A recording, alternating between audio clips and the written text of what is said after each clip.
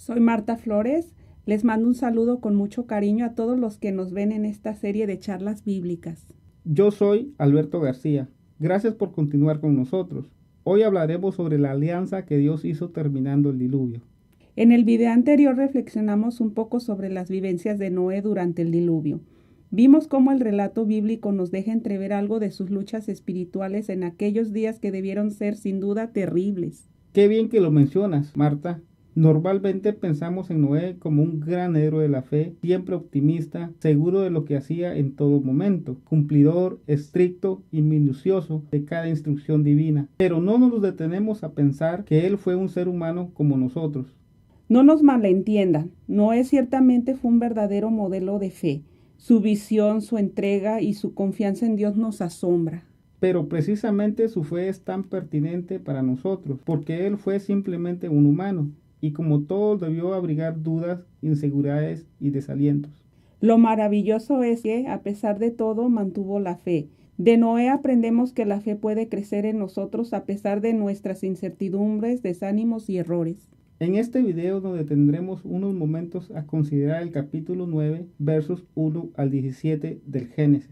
Aquí leemos que Dios hizo una alianza con Noé y con su mundo nuevo. Esta historia es muy interesante porque a lo largo de toda la Biblia comprobamos que Dios anuncia y confirma sus propósitos por medio de alianzas. Pero el concepto de alianza en tiempos antiguos no significa lo mismo que en nuestros días. Nosotros estamos acostumbrados a pensar en alianzas o pactos como contratos legales o incluso convenios informales en la que dos partes se comprometen mutuamente a realizar ciertas cosas con miras a lograr un fin común. Estos contratos generalmente ocurren entre personas iguales que negocian entre sí los términos y condiciones del convenio. En el mundo bíblico, una alianza evoca un vínculo sagrado que une las partes involucradas y que va mucho más allá del documento que la ratifica. Con frecuencia en las culturas antiguas que rodearon el pueblo de Dios, la gente celebraba alianzas, tomando sangre el uno del otro o mezclando de alguna u otra manera la sangre de los contrayentes. Uy, Marta, eso suena muy extraño. A mí francamente me da asco. A mí también, pero recordemos que la Biblia fue escrita hace muchos años y en culturas muy distintas a la nuestra. Dios se comunicó a aquellas gentes y nosotros tenemos que entender qué fue lo que quiso decirles. El verdadero sentido de un texto bíblico es lo que Dios quiso comunicar en el tiempo en que fue escrito. Muy importante lo que acabas de decir. De hecho, posteriormente prevaleció el uso de la sangre de animales para celebrar las alianzas. Los principales pactos que encontramos en la Biblia fueron celebrados con sangre. La idea era que la alianza representa un vínculo de vida o muerte y que la unión que se establece es sagrada y tan valiosa como la vida propia. Bueno, así podemos entender un poco mejor el significado de la sangre como signo de alianza. El término hebreo que nuestras Biblias traducen por alianza, pacto o incluso testamento es berit. El origen de esta palabra no es clara, pero los estudiosos del hebreo bíblico concuerdan en que tiene que ver con la idea de amarrar o atar. Muchos piensan que es el vínculo legal sagrado que compromete a las partes que lo contraen. Nuestra palabra en español alianza se parece un poco al término hebreo. Viene del latín aligare, que significa ligar, unir, atar. Pero en el antiguo mundo bíblico, berit, más que una obligación legal, implica un deber sagrado. Participar en el sacrificio de un animal, tocar su sangre y comer ambas partes la carne del mismo animal representaba tangiblemente el vínculo creado entre los contrayentes de la alianza. Sí, era una forma muy gráfica de indicar que se habían unido realmente ante Dios y ante el mundo. También es interesante notar que las palabras que generalmente acompañan el término berit son juramento, en hebreo alat, juramento solemne, en hebreo shebuat, amor fiel, en hebreo chased, e instrucción, en hebreo Torah. Estas palabras nos dan una idea de la amplitud y la aplicación del concepto berit en la Biblia.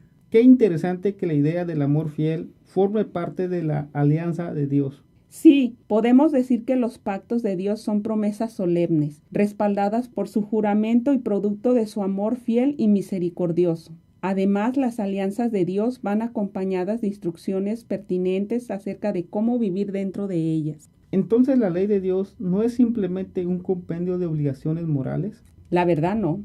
Es más que eso, son instrucciones para cumplir el pacto de tal modo que se cumplan los propósitos del Creador. Otra cosa importante es que cuando en la Biblia se habla de un pacto de Dios, sabemos inmediatamente que no se trata de un convenio entre iguales. Todo lo contrario, en un acto soberano del Todopoderoso, los pactos de Dios son expresiones de su gracia soberana. Esto quiere decir que Dios libremente se liga o se alía con su criatura dentro de las condiciones específicas que Él dispone y con un fin determinado por su propia voluntad. Él decide qué se debe hacer y para qué. Él se compromete y ordena, se obliga a sí mismo por medio de su palabra.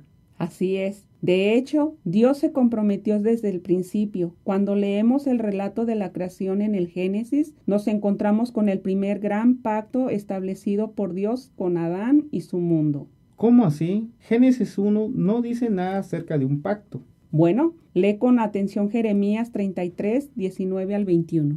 Vino mensaje del Señor a Jeremías. Esto dice el Señor: si pudiera romperse el pacto que tengo con el día y con la noche, entonces el pacto que tengo con mi siervo David también podría romperse, para que nunca un hijo suyo gobernara en su trono, y mi pacto con mis siervos, los sacerdotes levitas, podría romperse también.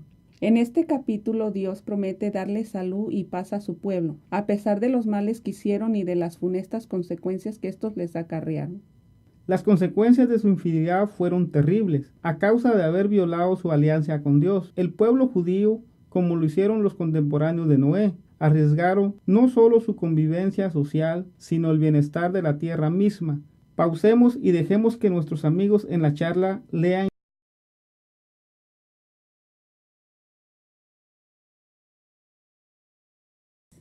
Estos pasajes me tocaron. Cuando somos infieles a la alianza de Dios, hasta la tierra sufre. Así es, qué gran responsabilidad. Volviendo a nuestro texto en Jeremías, notemos que para asegurarles su amor a los judíos rebeldes, Dios les recuerda que tiene una alianza con ellos y compara las promesas de su alianza con el pacto que hizo con la creación desde el principio para que siempre hubiera día y noche. En otras palabras, Dios quiere que el pueblo entienda que Él es fiel a sus propósitos. Pues ahí sí está la palabra pacto. Lee también Jeremías 31, versículos 31 y 32. Este es el mensaje del Señor, el que crió el sol para alumbrar el día y la luna y las estrellas para alumbrar de noche, el que agita el mar para que sus olas rujan y que tiene por nombre el Señor Todopoderoso. Israel solo dejaría de existir como una nación si dejaran de estar vigentes las leyes que determinan cuándo aparece el sol, la luna, las estrellas y las olas del mar, dice el Señor. Aquí el profeta está diciendo que al principio Dios dio ordenanzas al sol, la luna, las estrellas, el mar y todo el resto de su creación. Estas han sido firmes y por consiguiente también serán firmes sus promesas para cumplir sus propósitos eternos para con la humanidad. Aquí habla de las leyes físicas que rigen el universo. Nosotros hoy en día hablamos de leyes físicas, pero en los tiempos bíblicos se pensaba en leyes ordenadas por la palabra de Dios, igual que las otras leyes y promesas incluidas en los otros pactos. ¿Hay algún otro pasaje que nos hable del pacto de Dios en el tiempo de la creación? Lee Oseas capítulo 6, versículo 7. Pero Efraín y Judá rompieron el pacto como lo hizo Adán. Oseas aquí menciona el pacto que Adán incumplió. Antes de seguir adelante, ¿quiénes eran Efraín y Judá? Estos fueron patriarcas que dieron origen a las dos tribus de Israel que llevaron su nombre. En la época de Oseas, estas dos tribus eran todo lo que quedaba del pueblo de Israel. Gracias por tu aclaración, Marta. Desde el principio Dios hizo una alianza con Adán, es decir, la humanidad. Sí, Adán, la humanidad debía ser imagen de Dios y gobernar el mundo en su nombre. Adán falló, pero Dios sigue fiel a su pacto. Por eso se empeña en redimir al hombre y restaurarlo a su posición y misión original. Esto es muy interesante, porque a lo largo de la Biblia encontramos que en los momentos cruciales de la historia, el Creador establece sus alianzas conducentes a este fin primordial. Este es el hilo que une las distintas épocas que menciona la Biblia. La verdad es que hay un propósito divino que puede verse tanto en las cosas creadas como en la revelación bíblica y en el acontecer histórico de la humanidad. Dios salvó a Noé del diluvio para preservar la simiente que había de revertir los efectos de la maldad que el desamor del hombre introdujo en el mundo. El diluvio no fue simplemente un castigo sobre una generación malvada, fue la degradación de toda la bondad adjudicada en los capítulos de la creación, el desenlace fatal de la desintegración que Adán empezó en el huerto de Dios. No había pensado en eso, pero ciertamente esto nos muestra una perspectiva diferente de la historia que nos cuentan estos capítulos. El diluvio y la alianza noética dan comienzo al proceso de reintegración y restauración de la creación. El pacto de Dios en los días de Noé ratificó su propósito original para con toda su creación. Cierto, Marta, pero ¿por qué dices pacto noéico en vez de decir simplemente el pacto de Dios con Noé? Porque el pacto no fue solamente con Noé, fue con Noé y su mundo. Lo relacionamos con Noé como el ser humano involucrado. Pero el pacto, como veremos, no es solo con Noé. Por eso decimos pacto noéico, como podríamos también decir pacto adánico. En eso tienes razón, pero lo que más me llamó la atención de lo que dijiste es que el pacto de Dios en los días de Noé ratificó su propósito original para con toda su creación. Sí. De hecho, este y los demás pactos que menciona el Antiguo Testamento son para garantizar, adelantar y proteger el propósito redentor de Dios. Él se ha comprometido a bendecir toda su creación por medio de la simiente prometida, Jesucristo. Tiempo después del pacto noéico, ya repoblada la tierra, Dios hizo un pacto con Abraham. La finalidad de este pacto era establecer un pueblo de tribus que habrían de convertirse en una gran nación por medio de las cuales habrían de recibir la bendición de Dios todas las familias de la tierra. Cuando los descendientes de Abraham por medio de Isaac se convirtieron en un gran pueblo numeroso, Dios hizo una alianza con ellos para que fueran una nación testimonio histórico de su fidelidad y elección. Él con frecuencia se refiere a ellos como la esposa que escogió y a quien ama entrañablemente. Muchos años después, Dios hizo una alianza con David para que fuera rey sobre su nación en medio de pueblos rebeldes. De su descendencia habría de venir Jesús, descendiente de Eva, quien ahora ocupa el trono eterno, gobernando el mundo. Finalmente, en el tiempo señalado, Dios hizo un nuevo pacto por medio de Jesús, la simiente prometida para acoger a todos los que acepten su alianza en el nuevo Israel, nación universal de Dios que es la Iglesia. Pausemos para que los que nos están viendo lean. El pacto noéico tuvo obviamente un alcance universal. Sí, y esta idea hizo eco en varios otros escritos del Antiguo Testamento, dándonos a entender que las alianzas de Dios con su pueblo van mucho más allá de los intereses nacionales de Israel, e incluso de la salvación individual de quienes componemos la iglesia. Pausemos y leamos los siguientes pasajes. Este es el gran contexto bíblico en el que encontramos la alianza de Génesis 9. La palabra hebrea berit, de la que hablamos anteriormente, aparece por primera vez en Génesis capítulo 6, versículo 18, donde Dios le prometió a Noé que establecería con él un pacto, después de haber destruido todo ser vivo sobre la tierra. En el capítulo 9 leemos que inmediatamente después del diluvio, Dios se comprometió con el nuevo hombre y el nuevo mundo mediante la alianza que leímos aquí. En esta alianza, Él estableció las obligaciones necesarias que la nueva humanidad debía cumplir con el fin de lograr su propósito divino. Alberto lee Génesis capítulo 8, versículo 21. El Señor olió el agradable aroma de los sacrificios y se dijo a sí mismo, puesto que desde su juventud el ser humano tiende siempre a hacer el mal, nunca más volveré a maldecir la tierra por culpa del hombre. Así que nunca volveré a destruir todos los seres vivientes como lo acabo de hacer. ¿Te das cuenta de la importancia de este pasaje? Dios sabe perfectamente cuán arraigada está la maldad en el corazón humano, pero aún así se empeña en desarrollar su plan con el fin de establecer su gobierno y extender su amor benéfico por medio de una humanidad que lo glorifique. La fidelidad y el amor de Dios son muy grandes. Hablemos de las estipulaciones del pacto noéico. Primero, habiendo sucumbido por completo la humanidad prediluviana, Noé y sus descendientes deberán de tener muchos hijos y poblar de nuevo la tierra. Ser fructíferos y multiplicarse es una bendición que Dios otorga a quienes se acogen a su alianza. Pausemos para leer.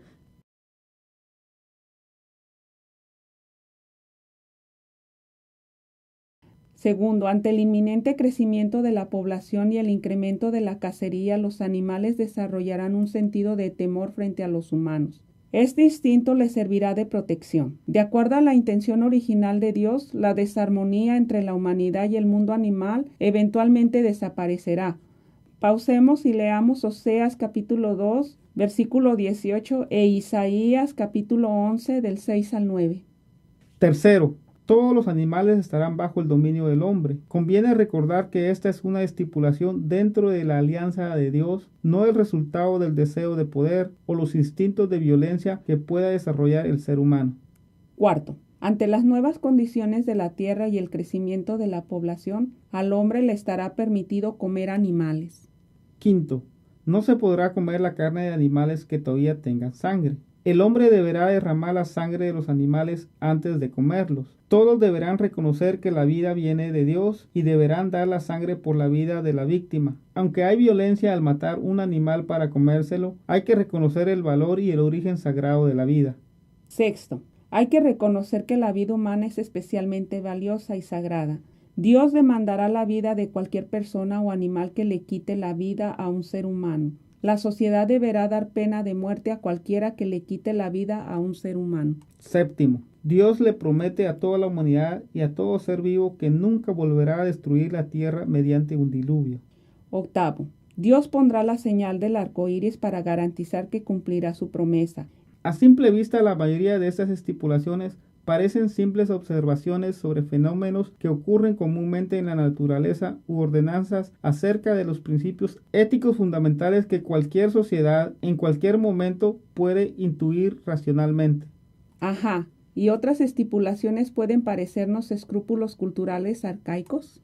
Pero lo interesante es que el escritor bíblico las coloca en el marco de una alianza divina en el tiempo y en el espacio. Son parte del progreso de la historia hacia la realización del propósito final de Dios. Por ejemplo, la obligación moral de valorar y respetar la vida no es un resultado de un despertar de conciencia por parte de grupos ambientalistas o de sociedades protectoras de animales. El respeto por la vida humana no es un producto de la perspicacia de los abanderados de los derechos humanos. No es que los esfuerzos y mensajes de las personas nobles que han sustentado estos movimientos carezcan de importancia, sino que, desde la perspectiva bíblica, estas cosas tienen un valor sacro, son parte de una alianza de Dios. Además de ser sagradas, las obligaciones de esta alianza, según el relato de Génesis, apuntan hacia el cumplimiento futuro y final del propósito de Dios para la humanidad y para la creación. Aquí el compromiso de Dios no es solamente con los humanos y sus sociedades. Tampoco estamos frente a una legislación moral divina impuesta arbitrariamente o deducida lógicamente de principios éticos universales. Menos aún se trata esto de un contrato social. Esta es una alianza de Dios con todo ser viviente. En esta alianza, un fenómeno tan natural y común como el arco iris se convierte en una señal mediante la cual Dios se compromete a no destruir la vida de la tierra con otro diluvio. Hay mucho que pensar y que practicar aquí. A su manera, el arco iris nos recuerda que Dios tiene un propósito final y que se mantiene obrando para alcanzarlo. Nos toca a nosotros mantener esa perspectiva y comunicarla a otros, especialmente a las nuevas generaciones. Sí, los días, las noches, la luna, el sol y en general la naturaleza son una señal del amor que Dios nos tiene y de la certeza que tenemos de que sus promesas se cumplan.